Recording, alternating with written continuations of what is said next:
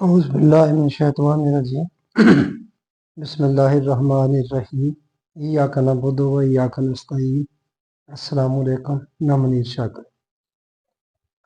رزق کی طلب اور تلاش میں کیا کافر مومن کی کوئی تخصیص ہے کہ مومن نے کسی اور طریقے سے رزق تلاش کرنا ہے اور کافر نے کسی اور طریقے سے تلاش کرنا ہے، یا مومن کو زیادہ مل جانا ہے، کافر کے لیے وہاں کوئی روک ہے، رکا ہوا ہے، اللہ تعالیٰ نے کوئی ایسا کیا ہوا ہے؟ ہمارا جو طریقہ ہے، جو مذہبی پیشوائیت ہمیں بتاتی ہے محراب و منبر سے، جو ہمیں بتایا جاتا ہے، جو روایات کے زور پر بتایا جاتا ہے، وہ تو مختلف ہے۔ وہ تو کافر کر ہی نہیں سکتے، کافر اس طرح تو رزق حاصل کر ہی نہیں سکتے۔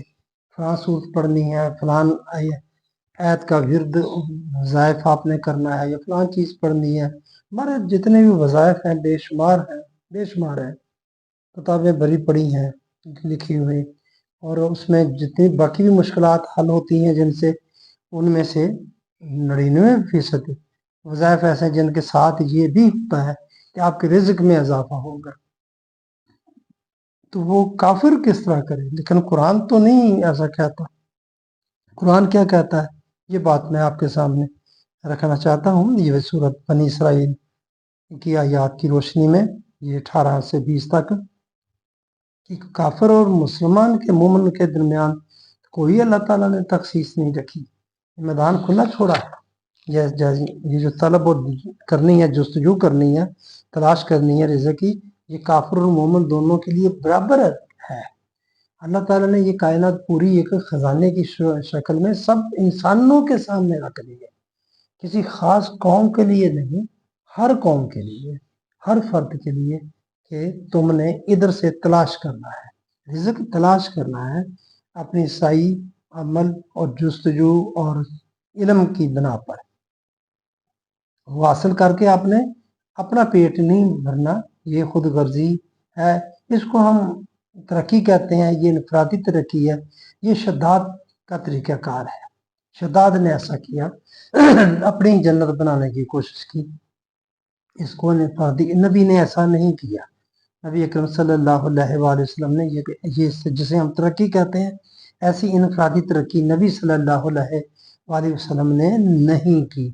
جیسا کہ ہم کرتے ہیں کہ دولت کے شرعی واجبات ادا کر کے باقی مال و دولت کو آپ جمع کر سکتے ہیں، آپ اس کو اپنی من مرضی سے خرچ کر سکتے ہیں، اس کو ہم کرتے بھی ہیں، اور پھر اس کو ہم ترقی کا نام دیتے ہیں، جبکہ ایسی ترقی نبی نے صلی اللہ علیہ وآلہ وسلم نے نہیں کی۔ اور نبی کی زندگی ہمارے زندگیاں گزارنے کے لیے بہترین نمونہ ہے، یہ بھی مانتے ہیں ہم۔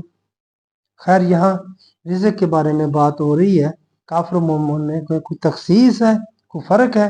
نہیں، کوئی فرق نہیں ہے۔ لیکن جیسا کہ عرض کیا ہم نے کیسے فرق ڈالا ہوا، ہم کس طریقے سے اللہ سے رزق لیتے ہیں، ویسے تو کافر لے ہی نہیں سکتا، بھوکے مر جائیں، مگر وہ ہم سے کہیں زیادہ آگے ہیں، طاقتور ہیں۔ رزق ہی ہے جس کے پاس جتنا زیادہ ہے، وسائل زیادہ ہیں، وہ اتنا طاقتور ہے۔ اس طلب و جستجو کے نتیجہ میں رزق اللہ کے مقرر کردہ قوانین فطرت کے مطابق ملے گا۔ قوانین فطرت میں مومن اور کافر کی کوئی تمیز اور تخصیص نہیں ہوتی۔ جو شخص قوانین زراعت کے مطابق زمین تیار کر کے کھیتی کرے گا، اس کی فصل اچھی ہوگی، خواہ وہ ہرنام سنگھ ہو یا عبد الرحمان۔ یہ بارڈر پر آپ دیکھ لیں، اس طرف ان کی فصلیں ہیں، اس طرف ہماری ہیں۔ بارڈر بعض جگہ پر ایسی ہیں وہ ہماری طرف آتے ہیں، لائن ذرا تھوڑی سی آگے پیچھے ہے، لیکن آپ دیکھتے ہیں فصلیں جس طرح کوئی فرق نہیں اس میں آتا، بلکہ جو بہتر کر لیتا ہے اس کی بہتر ہو جاتی ہے۔ یہ نہیں ہوگا کہ ہرنام سنگھ طلب و جستجو کرے تو اس کے راستے میں بند لگا دیے جائیں کیونکہ وہ غیر مسلم ہے، کہ تم اس سے آگے نہیں جا سکتے، اور عبد الرحمان کے لیے راستے کھلے چھوڑ دیے جائیں۔ ایسا قطعاً نہیں ہوگا، ایسا نہیں ہوتا۔ آپ دیکھتے بھی ہیں، آپ کے سامنے ہے، یہ مشاہدہ ہے آپ کا۔ دیکھیے قرآن کریم اس حقیقت کو کس وضاحت سے بیان کرتا ہے، جہاں کہتا ہے کہ آگے، یہ سورۃ بنی اسرائیل کی آیات میں آپ کے سامنے عرض کرتا ہوں، ان کا مفہوم بھی رکھتا ہوں۔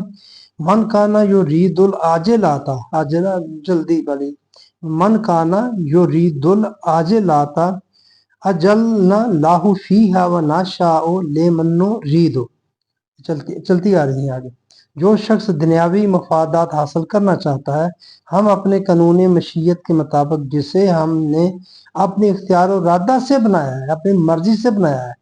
मशीयत में उसकी रजा शामिल है, ऐसा नहीं है कि रजा अलग है।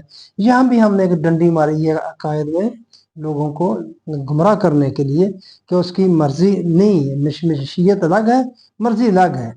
मशीयत बना दी, गरीब और अमीर को अपनी मशीयत में रख दिया, ये गरीब होगा ये अमीर होगा, लेकिन गरीबों को तुमने खाना देना है ताकि वो राजी हो जाए, रजा उसकी अलग है।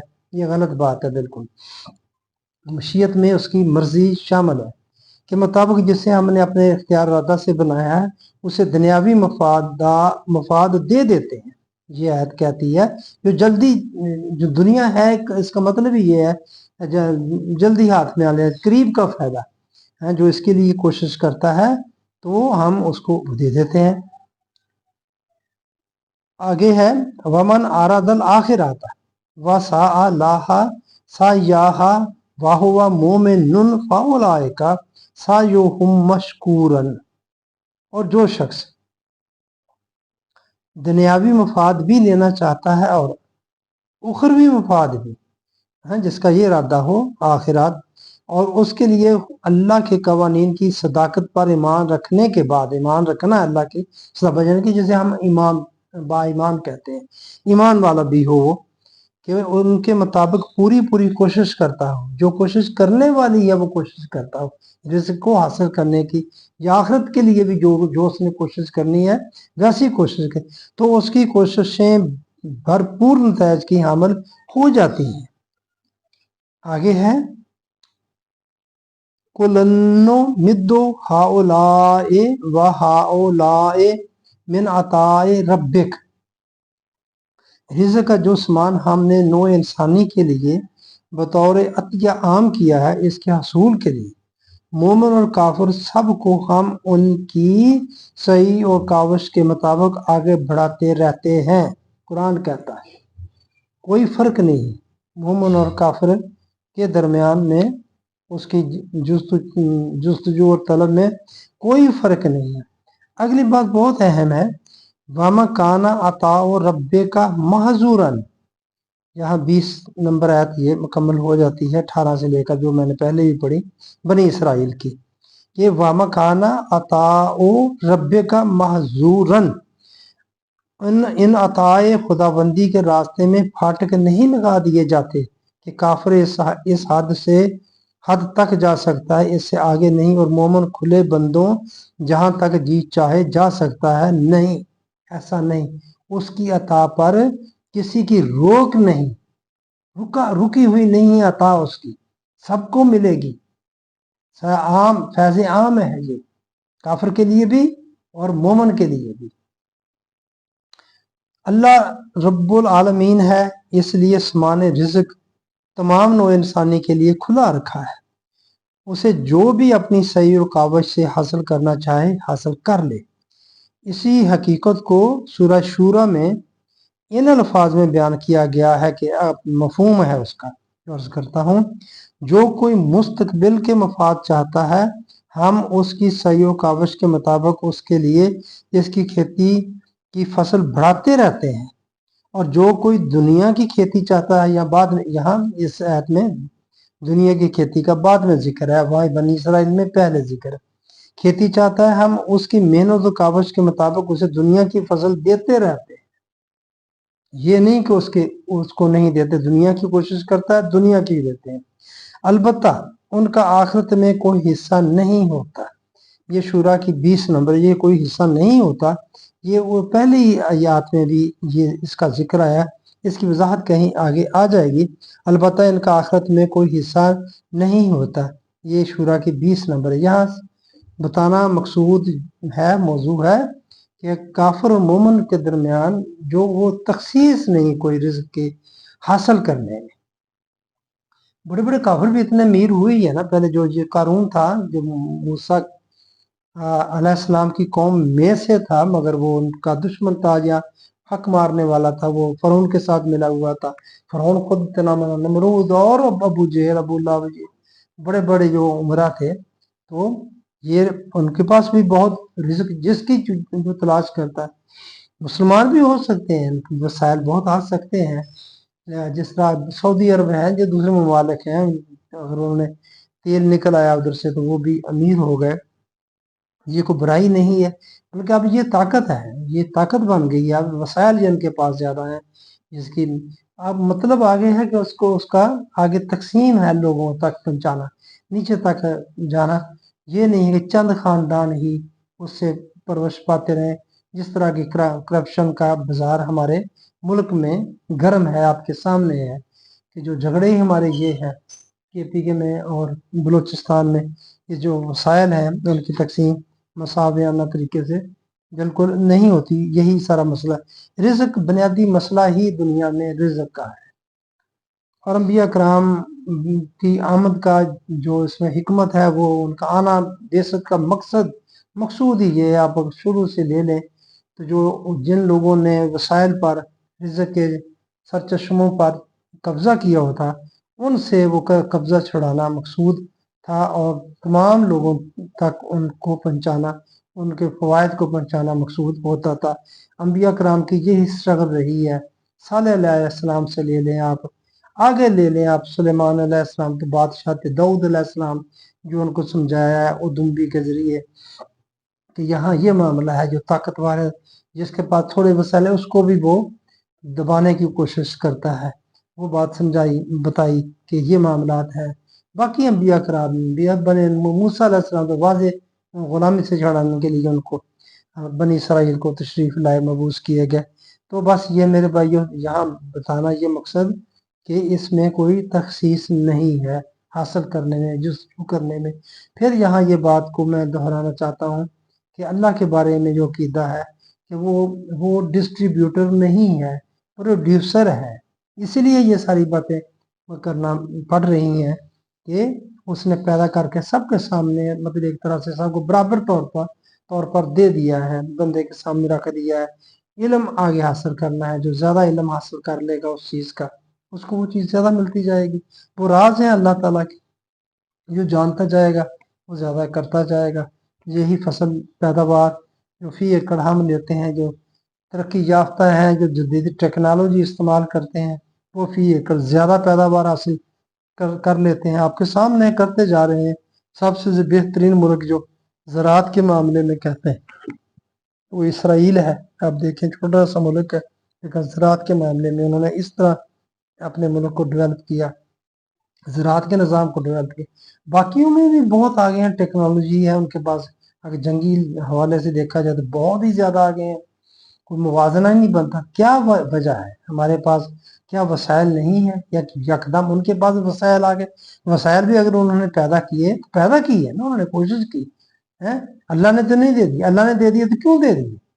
یہ آپ دیکھیں، ہماری بھی کبھی حکومت مسلمانوں کی تھی 2-3 بر اعظموں پر، اللہ ہمارے ساتھ تھا، ہم کہتے ہیں اللہ ہمارے ساتھ تھا، ظاہر اللہ جس کے ساتھ ہوگا وہی طاقتور ہوگا، جو طاقتور ہے سمجھیں اللہ اس کے ساتھ ہے، تو اللہ کس شکل میں ہے، کس طرح ان کے ساتھ ہے، اور کیوں ان کے ساتھ چلا گیا وہ، یہ نہیں دیکھنا۔ ہم نے کہا کہ چلا گیا تو مناؤ اس کو، کس طرح مناؤ؟ سجدے کرو، اس کی خوشامد کرو، اس کی تسبیح بیان کرو، اس کے حمد بیان کرو، وہ ہمارے راضی ہو جائے، مان جائے کہ وہ کرنا ہی اس نے۔ کس طرح کا ہمارا غلط عقیدہ ہے، کس طرح کا غلط عقیدہ ہے، کس کی طرف ہم لگے ہوئے، وہی ہمیں سکھایا جا رہا ہے، پڑھایا جا رہا ہے، یہ دعائیں کریں، یہ وظائف کریں، یہ صورتیں پڑھیں، یہ کریں، جو جس طرح وہ کام کرنے کا طریقہ اللہ تعالیٰ نے رکھا ہے، وہ طریقہ اللہ تعالیٰ نے بنایا نا پہلے دن سے، کوئی جو چیز کس طرح آپ تم نے وہ چیز حاصل کرنی ہے اس کی طرف نہیں آتے، یہ طریقہ تو نہیں بنایا، اس کی نشیت میں یہ طریقے تو نہیں ہے، نہ ہی اس نے قرآن میں یہ بتایا ہے، نہ ہی ان صورتوں کے بارے میں، ان آیات کے بارے میں یہ کہا کہ یہ اس مقصد کے لیے ہے، یہ بڑی طاقتور ہے۔ جنگ خندق دیکھیں آپ نے کتنی مشقت کی، خود نبی اکرم صلی اللہ علیہ وآلہ وسلم نے۔ تو اگر یہ طاقت جو ہے، اس کے بارے میں تھوڑے سا عرض کر دوں، بڑی طاقت ہے قرآن پاک میں، تو اس وقت تک بہت سارا قرآن پاک نازل ہو چکا تھا، اللہ تعالیٰ فرماتا فلان آیت لے لو، पुलियों की शक्ल में बैठ जाओ, इसमें बड़ी ताकत है, ये पढ़ना शुरू कर दो, इसका इतनी बार जिक्र करो, इतनी बार इसको विर्द वज़ाइफ इसका करो, इतने 100 दफा पढ़ो, ये आपका मसला हल हो जाएगा। ये भाग जाएंगे काफिर। नहीं, क्या किया, पूरी एक खंदक खोदी, जो जंगी हिकमत अमली है उस पर अमल करते हुए के। तो आपको हमें समझना चाहिए कि ताकत है कुरान पाक में, वो किस तरह की ताकत है। हमारी सारी वो ताकत हम इस तरह लेते हैं तभी इसमें बनाने में उसको, और उसको गोल गोल पानी में पीने के लिए उसका हम बताते हैं, और शर्म भी नहीं आती है बड़े बड़े लोगों को जो नेट पर बैठे हुए ये बातें जिस तरह ये बताते हैं, और जाहिल कौम वैसे ही उनके पीछे लगी हुई है, वो उन्हीं को ही सुनती है, उन्हीं की बातों पर करती है। तो बस ये देखना है कुरान की ताकत, नबी ने कुरान से कैसे ताकत हासिल की और हम कैसे ताकत हासिल करते हैं। तो उनके उनसे बढ़कर कोई, ये आजकल के ये मुल्ला, ये जो पीर जो है, ये माजल्ला उनसे को बढ़कर है, उनके पाँव की खाक के बराबर भी नहीं साहबा कराम के, कहते हैं ये, लेकिन इनके अंदाज आप देखें तो साहबा आपको इनके सामने बेचारे नजर आते हैं कि वो बेचारे किस तरह वो मेहनत और मशक्कत करते थे। तो इनके करामात आप देखें कि किस तरह पलट देते हैं सारी दुनिया को। खैर बहरहाल मैं यही करना चाहता, काफिर और मोमिन के दरमियान रिज्क की जुस्तजू और रिज्क मिलने की जो बात है, इसमें कोई फर्क नहीं, अल्लाह ताला ने कोई फर्क नहीं रखा, कोई तखसीस नहीं रखी, अल्लाह की इताअत पर किसी की रोक नहीं, बिना दिल नुकता यही है। और बनी इसराइल है, ये कोई बाहर से बात नहीं कर रहा, कुरान पाक की आयात है, सूरह बनी इसराइल की 18 से 20 तक का एक तरह से ये मफहूम है। आपकी मेहरबानी, आपने मेरी बात सुनी। अस्सलाम वालेकुम रहमतुल्लाह।